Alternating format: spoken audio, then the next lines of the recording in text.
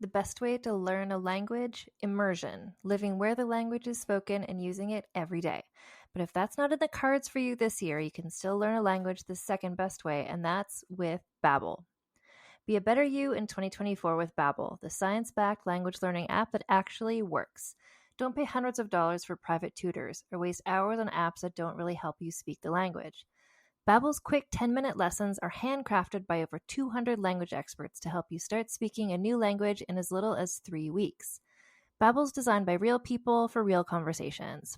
Babbel's tips and tools are approachable, accessible, rooted in real-life situations, and delivered with conversation-based teaching so you're ready to practice what you've learned in the real world. For instance, I've been using Babbel's convenient courses to help me learn basic conversational skills in German while I'm getting ready for a little trip I'm planning. It's not a language I'd ever studied before, but I find the lessons really easy and kind of like hand-holding me through learning a completely new language to me. And it's reassuring to know that with the help of Babbel, I'll be able to greet people, order food, and ask for directions without having to consult language apps while I'm in Deutschland. I'm still learning. Studies from Yale, Michigan State University, and others continue to prove Babbel is better. One study found that using Babbel for 15 hours is equivalent to a full semester at college. Babbel has over 16 million subscriptions sold. Plus, all of Babbel's 14 award-winning language courses are backed by their 20-day money-back guarantee. Here's a special limited-time deal for our listeners. Right now, get up to 60% off your Babbel subscription, but only for our listeners at babbel.com/vulgar. Get up to 60% off at babbel.com/vulgar, spelled BABBEL.com/vulgar. Rules and restrictions may apply. Hi, this is Rob Benedict. And I am Richard Spate. We were both on a little show you might know called Supernatural. It had a pretty good run, 15 seasons, 327 episodes. And though we have seen, of course, every episode many times, we figured, hey, now that we're wrapped, let's watch it all again. And we can't do that alone, so we're inviting the cast and crew that made the show along for the ride. We've got writers, producers, composers, directors, and we'll of course have some actors on as well, including some certain guys that played some certain pretty iconic brothers. It was kind of a little bit of a left field choice in the best way possible. The note from Kripke was, he's great, we love him, but we're looking for like a really intelligent Duchovny type.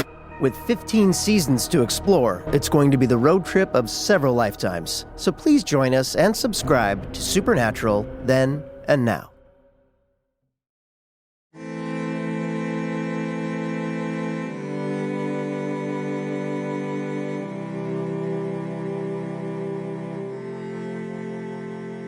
Hello and welcome to Vulgar History, a feminist women's history comedy podcast. I'm your host, Ann Foster.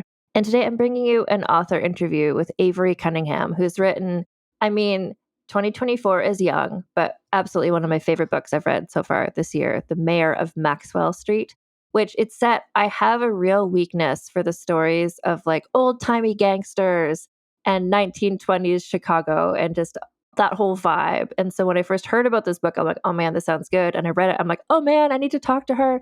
Because it is based on, the characters are fictional, but it's very much based in a real time and place. And so we talk about that in this interview, just kind of the part of Black history that she's talking about here, which is about the Black elite of the 1920s, but then also kind of the diversity of Chicago in that era. It's such a good book. I was really excited to talk to her. So please enjoy this interview with Avery Cunningham, author of The Mayor of Maxwell Street.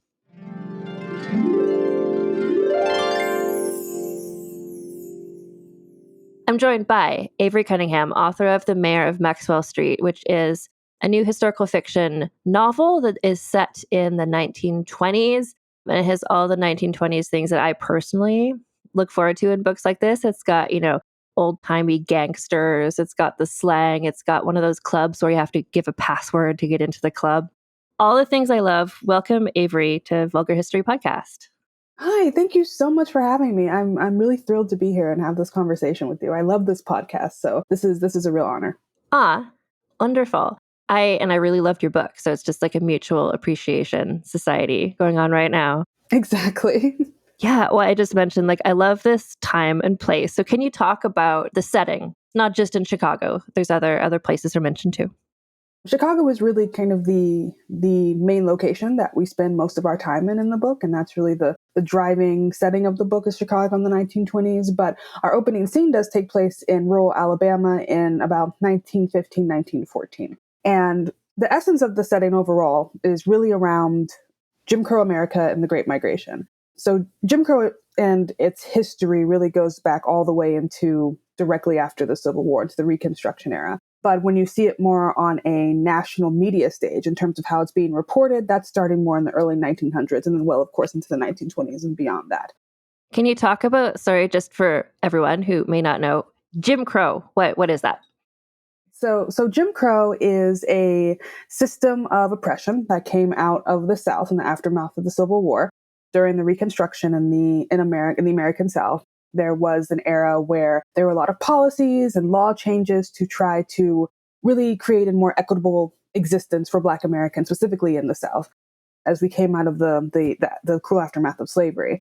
And Jim Crow was the backlash to those rollouts, those efforts at equality. So you would see certain, what you might describe as off the books types of laws and regulations in terms of, there's certain Black Americans couldn't go in certain restaurants or couldn't go in certain stores. You had, if you were walking down the street and a white person was approaching you, you had to cross to the other side of the street.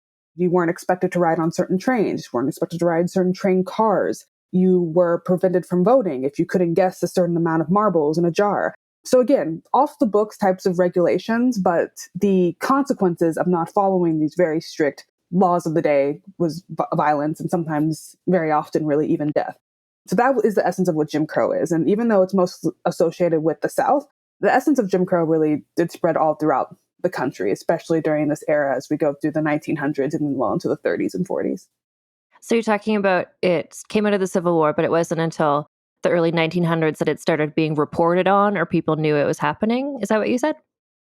At least from my take on the research in terms of a national scale. Of course, people living in this environment knew what the stakes were with Jim Crow. But with certain institutions such as the NAACP, there were a lot more active attempts to report and make known on a national, international stage, this is what African Americans are going through. The newspaper that's actually featured in the book, the Chicago Defender, was a really great advocate for reporting on the atrocities happening in the South. The Chicago Defender had an incredibly wide publication. Their audience spanned the entire country and even other parts of the world. And they did an exceptional job on making sure that Black Americans in the South could see what the world was like outside of the South, but also vice versa. For readers who were in more what we may call progressive, but truly it's more of a superficial progressivism, as we may talk about a little bit later with Chicago. But that they could see what was happening in the South and that what people were living with, what people were dealing with, how dire the straits were. So I feel as we went into the 1900s, the media attention on Jim Crow became a lot more prevalent. But of course, the essence of Jim Crow was existing, in the 1880s, 1890s, 1870s. So the newspaper that you talk about in the book. So we'll talk about your main character. So Nellie, she is a lady journalist, which is the sort of character I always appreciate. It just makes me think of so many classic movies about like a lady reporter. But so the Chicago Defender that she's writing for, that I didn't realize, I just assumed that you had made that up, but that's a real newspaper. Yes, and it's still in circulation, still in publication. It is, when you talk about the civil rights movement and then the history of social justice around Black lives and the Black experience in this country, the Chicago Defender is a foundational element of that. The way that they reported on the different facets of what it meant to be Black in America. And really, when you talk about the Great Migration, which for those that might not be aware, there were about 2 periods of Great Migration where Black Americans in the South really did, in essence, migrate out of the South because of the oppressive laws, because life there was just becoming so dangerous and difficult, where, you saw Black Americans spread all throughout the country. Chicago became a kind of representation of what the Great Migration looked like in terms of where a lot of Black Americans ended up migrating, but you were seeing Black Americans going into the East Coast. You saw Black Americans going into the Midwest and the far West just to really escape the terrible conditions that they were being forced to live under, that we were being forced to live under in the South at that time. So the Great Migration, in essence, when you're talking about the Chicago Defender was a great way for Black Americans in the South to read and see what kind of opportunities existed in places like Chicago. A lot of people do consider that newspaper to be one of the driving forces behind the Great Migration, just to give readers a view of what opportunities existed, what life could look like, and really encourage people and give them, places where they can go, people that they can connect with once they're there, to make the prospect of leaving the South all the more doable and realistic and achievable. So let's talk about Chicago itself, which I mentioned before. It's like, oh, I love like books about Chicago in the 20s, but I've never read a book about like Chicago in the 20s and the Black community there. So that was a whole other side of things that really helps illustrate so much more was going on there than what, I'm just thinking about like old Al Capone movies or whatever. But right. So talk about the Chicago of your book. Well, the Chicago of the Mayor of Maxwell Street is, as you were saying earlier, it's all the things that we love about, the 1920s narratives. It's very flashy, very boozy, very provocative, beautiful clothes, fast cars driven by fast women. But it's also what I attempted to capture was the great diversity in Chicago at the time. Chicago was incredibly diverse, ethnically, socioeconomically. Immigrant population in Chicago was vast and spanned a lot of different kind of origin countries. In the book itself, we see the Greek Delta, which was a source for a lot of Greek immigrants that were coming to America at that time, really before the 1920s and the early 1900s, but well into the 1920s as well. You see a lot of Eastern Europeans. You go to the actual Maxwell Street Market, which was mostly known for its, Jewish representation. But also the great thing about the Maxwell Street Market was that it was incredibly diverse. Everyone was selling on that street. When you read narratives about the market during that time and prior, there's a lot of discussion about how diverse that market was, that stretch of road where it felt like anyone who had something to sell could sell there and actually make a way for themselves in a more equitable environment.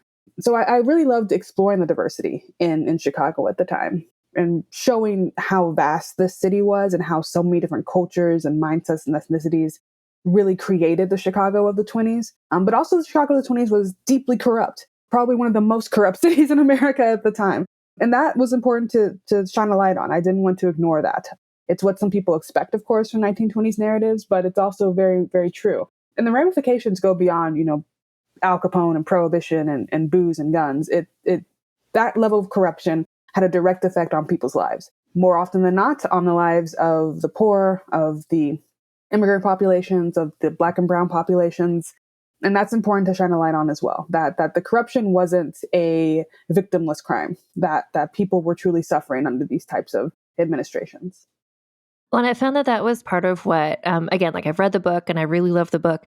It was the sort of book, I was reading it, during the workday or something. And on my lunch break, I'm like, oh, I have to go back to work. Like I need to, and it was always some sort of cliffhanger where I ended and I'm just like, oh, what's going to happen next? It's a very dramatic book.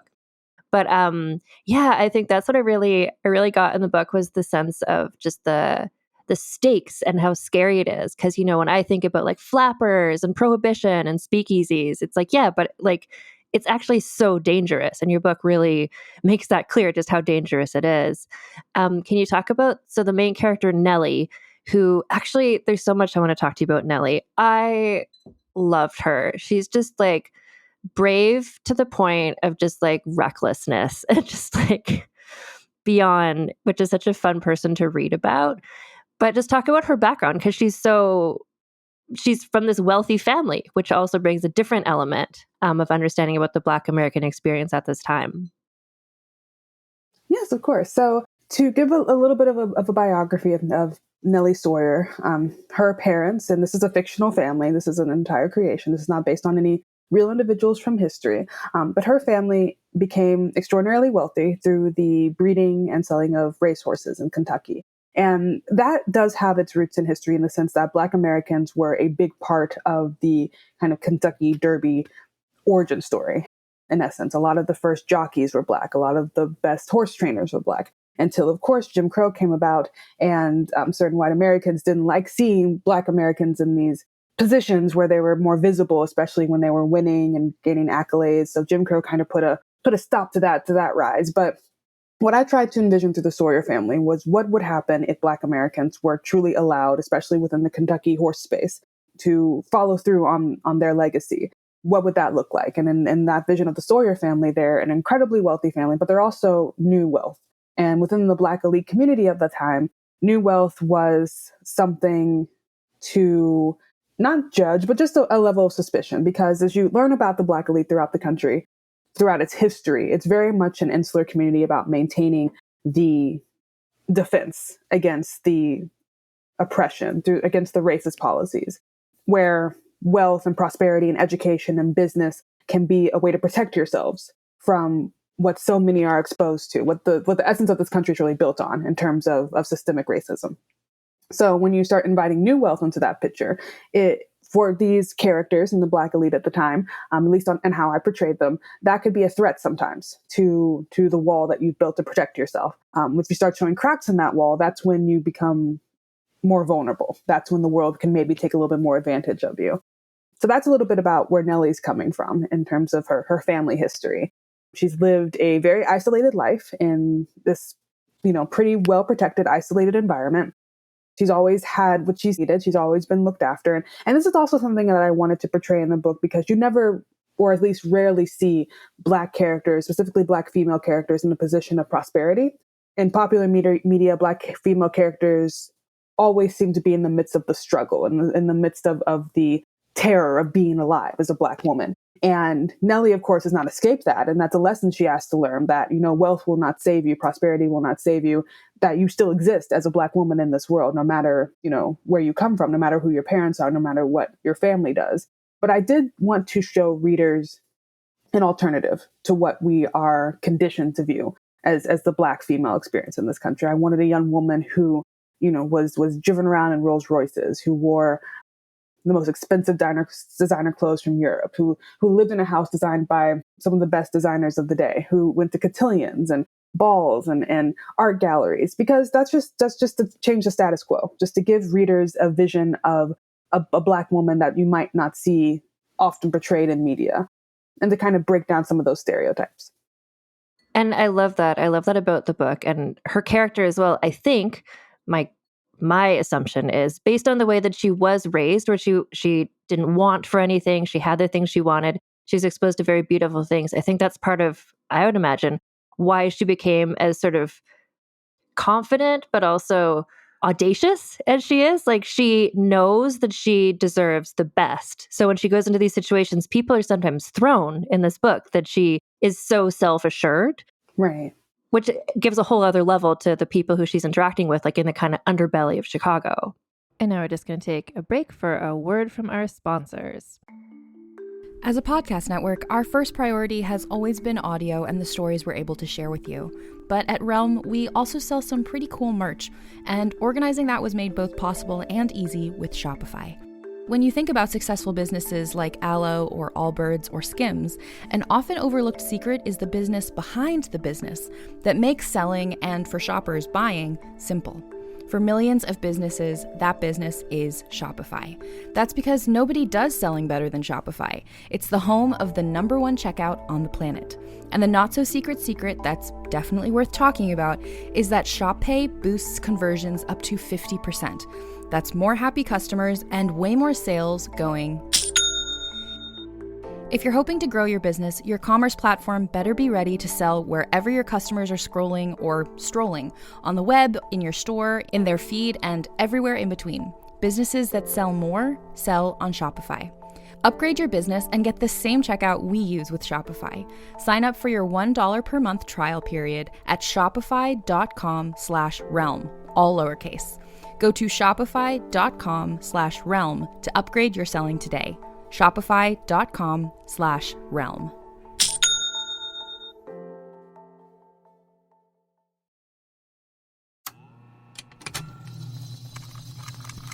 Contained herein are the heresies of Radolf Buntwine, erstwhile monk turned traveling medical investigator. Join me as I study the secrets of the divine plagues and uncover the blasphemous truth that ours is not a loving God, and we are not its favored children. The Heresies of Radolf Buntwine, wherever podcasts are available. People often look at me with confusion when I ask them what their only one in the room story is. They think it has to be like mine, where I went to a 600-person event and discovered that I was the only Black person there. I know. Horrifying, right? Hi, I'm Laura Cathcart-Robbins, and I am the host and creator of the podcast Only One in the Room. Every week, my co-host Scott Slaughter and I invite you to join us for an hour and lose yourself in someone's only one story. This podcast is for anyone who has ever felt alone in a room full of people, which is to say that this podcast is for everyone. I'm Brennan Storr. I'm Paul Bestall. We're the Ghost Story Guys. And every 2 weeks, we explore first-person stories of encounters with the paranormal from all around the world. Then we have some fun reacting to those stories. We like to say our goal is to scare the hell out of you, then make you laugh. Belief in the paranormal is not required. All you need is a love of great storytelling and curiosity about the world around you. Come find the Ghost Story Guys on Apple Podcasts, Spotify, and everywhere else fine podcasts live, or at ghoststoryguys.com. And we're back. Right, exactly. And that really, you describe it perfectly, that dynamic. She does come from a position of privilege, and that bias does feed into her interactions with many of the people, especially when it comes to the underbelly of Chicago that she interacts with. I wanted to portray a young woman who I see kind of represented a lot in the young people today, where you've been brought up in this bubble of protection. But you know that outside of that bubble that the world is falling apart, and you want to do something about it. You want to be a part of it. You have this need to bring about change. And that's what Nellie has. She knows that the world outside of her bubble is dangerous and fraught and filled with unfair policies and oppression and danger and murder. And she wants to make a difference. She wants to be a part of that change, but she also has to learn how to let go of the biases that make those oppressive situations possible, that create a sense of separation between the people who may be experiencing those things and those who, read it in a newspaper and say, oh, how terrible. And then you turn the page. And Nellie does have to come to terms with that. And Nellie's been a bit of a controversial character. I've heard a lot of people talk about kind of what you were saying, how she's brave to the point of recklessness. And I've heard people say, well, she's just, insufferable and spoiled. and I love that, because I didn't want Nellie to be a character. I didn't want her to be noble. I didn't want her to be the one who was always in the right. I wanted her to make mistakes. I wanted the world that she grew up in to influence how she interacts with people. I wanted her to grow through that. I wanted her to come to realizations about, wow, I can't play with people's lives. I can't use real people in their situations just to further my own agenda. I have to be more aware and conscientious in how my actions are influencing the lives of people who, I just arrive on the scene in their lives and I overturn them. And that was something that I really wanted to explore. And I love that Nellie's a controversial character, because that's exactly what I wanted her to be. I love that. Well, and also just in terms of like this podcast, like if you've people who are listening to this know this podcast and you know this podcast, like I love messy characters. I love complicated women who are, you love them or you hate them. And so Nellie really is in that sweet spot for me where I'm just like, oh my God, Nellie, like there's some, I'm not going to spoil your plot, but there's some scenes where it's just like, I assumed she's pushed to a certain point and I assume she's going to eventually give in or capitulate, but she's just like, no. And I'm just like, oh my God. Where it's just like, she's just so, yeah, exactly. It's like, oh, I admire her bravery, but also it's like, there's a point at which it's just foolishness. And she learns what that line is. But especially in the first part of the book, she's just like, what are you doing? Oh my gosh. But then the other major character is Jay. And can you talk about his journey? Yes, of course. We first meet Jay in the prologue. And the prologue is set up as a kind of short story and an introduction not only to his character, but more what the world outside of the glitz and glamour of the 1920s is. I didn't want people to open the book and think, well, I'm just going to be attending Gatsby parties for the whole of this book. I wanted them to have an understanding that while we are going to have a lot of glitz and glam and 1920s revelry, this is the reality for most Black Americans of the 1920s at this time. And this history of Jay's is foundational for him. He was raised in rural Alabama. He's a biracial man with a Black father and a white mother, and having to deal with all of the implications of what that means for him and his life at this time, especially in the rural South, how he is at once ostracized, but also understands that if just given an opportunity, he can rise above what he's been exposed to. And after a really tragic experience that you read about in the prologue, he leaves Alabama, and we don't see him again until he resurfaces in Chicago under a completely new identity as a completely reimagined person. He's someone, as he describes in the book, who likes to make himself useful. He likes to know everyone, be of use to everyone, connected to everyone, because he knows that that is how he, in his position, because of who he is, who his parents were, his race, his identity, that's how he can rise and achieve prosperity for himself. And in terms of his relationship with Nellie, too, I really love those conversations where she would talk to him about how, dangerous what he was doing was, how you can't associate with gangsters, you can't associate with mobsters, you can't put yourself in these positions. And he may say to her, these are my only options. I don't have the options that you have. So don't criticize me for doing what I have to do in my life just because it doesn't align with your sensibilities of what a good life is. And that's a lot of Jay's essence of his character, of making really controversial and conflicting and difficult decisions to achieve what he believes is the pinnacle of life, a peaceful, protected life, utterly opposite of the torment and the uncertainty that his parents and his family lived under in Alabama. And I love the two of them, the two characters together. I want to emphasize this book, it's not a romance novel, but the two characters they have so many scenes together, and just the way that they fire up against each other. They're so similar in some ways, just in like their stubbornness and in that kind of recklessness, but also just the way that they counterbalance each other. I found it's so fun. Fun. I mean, yeah, I'll say fun, the way that they interact with each other. It gets kind of fraught, but just the way that they challenge each other in so many ways. And I appreciate that. A long time ago, I read, I forget who it was, but anyway, an author said, like, if you want to have a strong female character, you need to have a strong male character for her to be up against. Otherwise, it's just a strong female character. And if you just make the men less so, then that doesn't make her seem strong. That just makes the men seem weak. And so I really felt that in your book, that Jay was giving as good as he got. Like the two of them were really challenging each other constantly. And that really, it really showed both of them, just kind of the strengths, but also the weaknesses and all the characterization of each other. I think they really brought out different sides of each other. Yeah, thank you. And kind of to go back to your point, this is not a romance novel, but it is in essence a way a love story. Jay and Nellie love each other in the way that young people who feel seen and understood for the first time love each other. Jay takes Nellie seriously enough to care about her, to challenge her, to push her to do better and to be better. Where in Nellie, Jay sees someone who has all the ambition and drive that he's been criticized for having his whole life. So their love story is one that I think a lot of young people go through when they have that immediate connection. But it's also one that is built on, a really terrible lie, not to spoil the book, but it is also incredibly fraught and controversial and complex. And that's one of my favorite parts of that dynamic, that they do love each other, but it's a love that is built on a moment, and they both come to realize as you get through the story that it may not be enough to sustain a lifetime, that the connection that we have may not be the connection that we need right now. And just in terms of his name, like we meet him and his name is Jimmy at first, right? And then he becomes Jay. And I'm like, oh, wait a minute. A person in the 1920s reinvented himself. His name is Jay. I was like, is there a little Gatsby inspiration going on here? Was that in your mind? Yes, definitely. One of the initial inspirations for the Mayor of Maxwell Street was The Great Gatsby.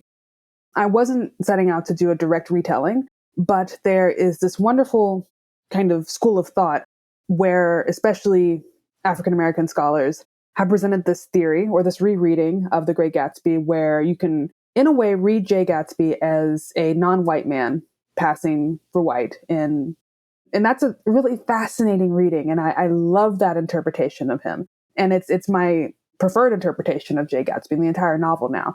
And I wanted at the time to really see a novel that took that idea and really went with it, really explored it. What would it mean for a Black man trying to break into high society in the 1920s, when it felt like everything was possible, when all of these old regulations and the status quo around society interactions were really breaking down in the aftermath of World War I? How could a Black man who wanted to break through the oppression of the American system, how would he go about that? So that was a lot of the soul and the inspiration for the Mayor of Maxwell Street, and that certainly comes through in Jay. But I've never really set out to do a direct Gatsby retelling, but I love the themes of Gatsby so much, and I feel like they're really just primed to the Black experience. That's so fascinating. And I would love to learn more from you about that side of Jay's story, because you describe him like he is white passing. He has blue eyes, for instance. And then that really shapes some of the opportunities that he makes for himself, where he's able to go into places where people assume he is white. But then Nellie, like, she has such feelings about seeing him do that, and what does that mean for him? So can you talk about that side of his character, or just that part of the plot? Of course. So Jay is white passing, and he does use that ability to essentially be a mirror. He can make himself into whatever people want to see in him. And to be passing as a Black person or a non-white person, there are certainly individuals of all the BIPOC diaspora who are able to pass, and there still are. And that is such a complex existence. And Nella Larson's book Passing really does explore this very well. Nella Larson wrote a novel actually in the 1920s about passing within the Black community, with the focus being 2 Black women. And when thinking about describing that part of Jay's journey and his story and his history, I really loved to play up the idea that this is something that people do for options. That there's always this stereotypical belief that if somebody is passing, that means they want to be white. That is not always the case. As Jay himself says, it's not that I want to be them, I want their options. I just want to be free in this life. And that is the only way that I can accomplish that in these certain spaces. But it's also very conflicting, because he identifies as a Black man. He is proud of his legacy and his identity as a Black man. But in certain spaces, he realizes he has to let that go in order just to be seen, in order to be accepted, in order to just get the job done. And that is a hugely conflicting identity to dwell in, where you can never really know who you are. You can never be fully in yourself, because you're constantly trying to play to different groups of people just so you can be allowed to exist among them. And that's one of the complexities of Jay. And I hope that as readers go through the story and learn more about him, they add that to the tapestry of who he is and why he makes the choices he makes. And especially how that brushes up against Nellie, who, as you pointed out, has a lot of feelings about passing, who sees it as a kind of betrayal. And as she goes through this world of the underground in Chicago, she might herself come to understand why somebody has to make those types of choices, and not to judge them for it, but more try to change the system that forces them to be that way. So I just wanted to, because we're almost out of time, but so your book, when this episode comes out on your birthday, so your book is coming out, it's being published. Is it January 31st when your book is published? What's the date? January 30th. January 30th, the book comes out. So it'll have been out for about a week when this episode comes out. And so what do you have planned in terms of like events and meeting with people and book launches and things like that? Yeah, of course. So in terms of after the February 7th date, and we're adding to these dates as we go, but the biggest event after the February 7th will be February 22nd. We'll be actually in Chicago at my alma mater, DePaul University, doing a reading room book signing and discussion around the book. And I'm really excited about this. I am giddy at the idea of talking about a Chicago book in Chicago, even though I don't live in Chicago. Currently, it's my second home. It's where I came into myself as a writer, as a professional, and I'm ecstatic at the concept of really discussing this book with the people of this city and of this community that raised me and made me, in a sense. So again, that's going to be February 22nd. It's going to be at DePaul University on the Lincoln Park campus at 6:00, and it's free and open to the public. So if you hear about this event, if you're in the Chicago area, if you're in surrounding neighborhoods, and you would like to come out and just join us for a really fun talk about the book and Chicago history, then please join us. Actually, I recently was just finding out, I was doing some investigation about whereabouts do most of my listeners live, and there's a big hub in Chicago and like that Midwest area. So a lot of people listening are on that area. And so because I'm not there, you should all go on behalf of me, because I wish I could go. Right. Your book is coming out, so the end of January, but February, we're into Black History Month. So I just wanted to just sort of get your thoughts about, I love your book, like I mentioned, well, just because the 1920s of it all, but also you're really illustrating, like you mentioned, about the diversity of Chicago in that time. And so I just saw on your website that you have an interest in kind of these lesser known pockets of Black history. So I was hoping you could talk a bit about that and where you kind of see this book fitting into that sort of the overall Black history oeuvre, I guess. Yeah. Well, one of my goals with this book was to do a really as thorough as I can in the time that I have and the space that I have and my knowledge, exploration of the Black elite of this time. You have a lot of cameos of actual individuals who are members of the Black elite, who are leaders in industry, who are leaders in the diaspora and the Black experience at this time. And I've interacted with so many readers, white and non-white, who had no idea that this aspect of American history even existed. And I've spoken to other authors as well about how representation of Black life in this country is so often mired in struggle and oppression and racism. And you never are allowed to really see Black Americans in any space outside of that, any space outside of the hardship. And in truth, the Black wealth of this country have existed as far back as the 1700s. And it's such a vibrant community with such incredible traditions and strides that they've made and the influence that they've had in this country. And I really wanted to just explore that. I wanted to give them a platform where they can be seen and understood by the popular reading public. And my deepest hope is that after people finish this book or in the midst of finishing, they read a name or a location or, a company like, Black Swan Records was one of the most prevalent Black-owned record companies at the time. They only existed for about 3 years, but in those 3 years, they sold more record labels as a Black-owned record of any company well into the 50s. And just little things like that. I hope you see that and you're curious and you look into it and you do your own research and you educate yourself a little bit more about just how diverse the history of this country and this region is. And in terms of Black history, it's an opportunity to just understand a little bit more about what Black history is. Black history is more than the civil rights movement. Black history is more than Dr. Martin Luther King or Malcolm X. Black history is the full exploration of what it means to be a Black American. And this is just another aspect of what it means to be a Black American as it's represented in this book. What I really found you really captured so well in this book as well is that sense of, so they're in the 1920s, and you and I know that World War II is going to come, like the civil rights movement is going to be decades after this. But these are people who are in that moment.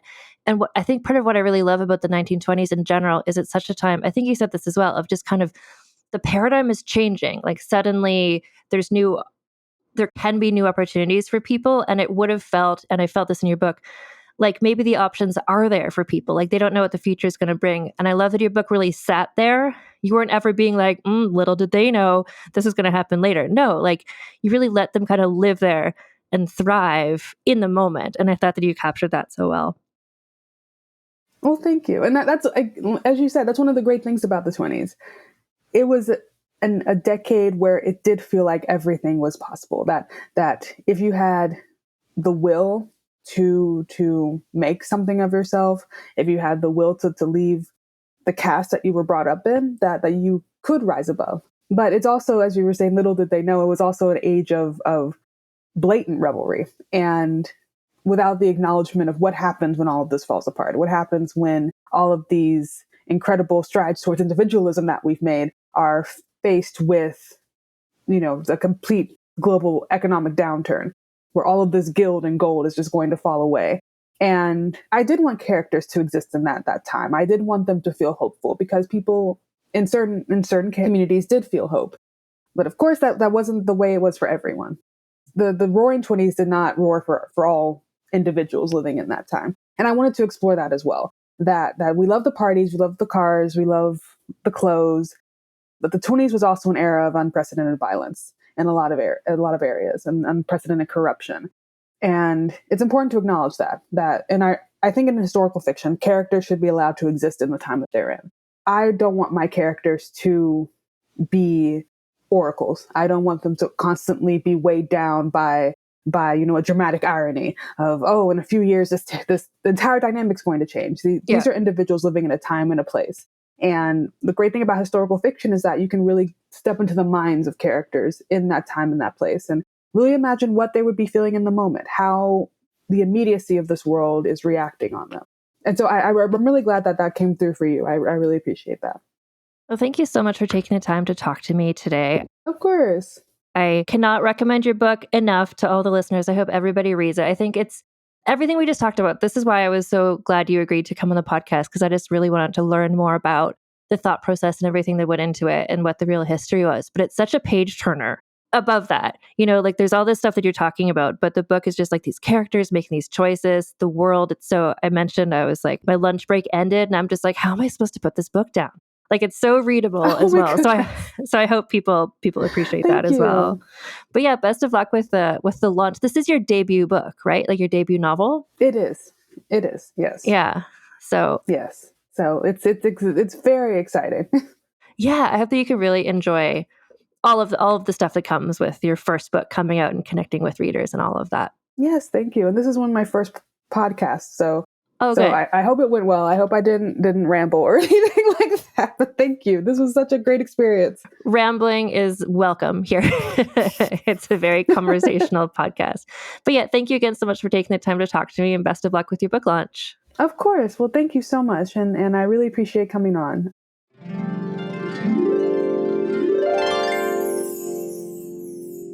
So again, the book is called The Mayor of Maxwell Street. When you're listening to this, it is available. Avery has a website, which is averycunninghamauthor.com. She's also on basically every social media. If you go on Instagram, she's at Avery Writes Big Books. There's links to all of her social media from her website. Again, averycunninghamauthor.com. But also she has various events coming up. So February 15th, she's going to be doing a Q&A at Lane College in Jackson, Tennessee. On February 22nd, she's going to be at DePaul University in Chicago, Illinois. I know a lot of you are in the Midwest, so go there because I can't go, is what I would encourage you to do. But also, everyone, just, get your hands on this book. You can buy the book from lots of places, but also borrow it from your local public library. If your local public library doesn't have it, there's always a form you can submit to the library to suggest that they buy a certain book. And The Mayor of Maxwell Street, honestly, it's so good. It's so good. The vibes are just like off the charts. I'm like, oh my gosh, it's about like a lady reporter in like oldie timey Chicago. Like it's just got all the things, like just those things that I especially enjoy in so many books. Anyway, that is this week's episode. I'm going to be back next week with another episode as we continue to recognize that February is Black History Month in both Canada and the United States and maybe other countries. I don't know. So if you want to keep up with me and this podcast, I'm on Instagram at Vulgar History Pod. And also you can support this podcast on Patreon at patreon.com/AnnFosterWriter. So if you pay at least $1 a month, you get early ad-free access to all episodes. If you pledge at least $5 a month, you get access to bonus episodes of Vulgar Peace Theater, where I talk about costume dramas. We haven't done any old-timey gangster like 1920s movies, but I should rectify that. Anyway, I talk about costume dramas in this bonus podcast on Patreon with Allison Epstein and Lana Wood Johnson, as well as there's other Patreon-only exclusives there. There's the after show, So This Asshole, various different things. And actually, there's a new thing.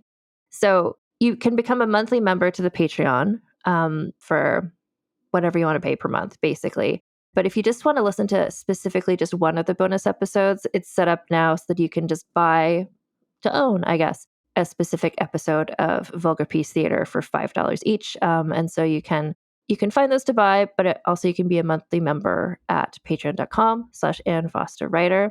And merch is available at vulgarhistory.com/store. Or if you're outside the US, the shipping is a bit better if you go to our alternate marketplace, which is vulgarhistory.redbubble.com. And you can always get in touch with me using the form at vulgarhistory.com or by emailing me at vulgarhistorypod@gmail.com. Transcripts of recent episodes are available at vulgarhistory.com. Thank you to Evelyn Malik for providing these transcripts. And until next time, everyone, keep your pants on and your tits out. Vulgar History is hosted, written, and researched by Ann Foster and edited by Christina Lumagi.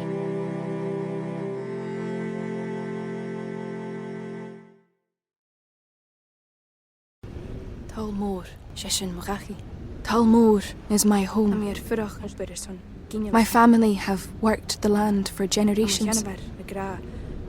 My gran says the island does not belong to us, but we belong to the island.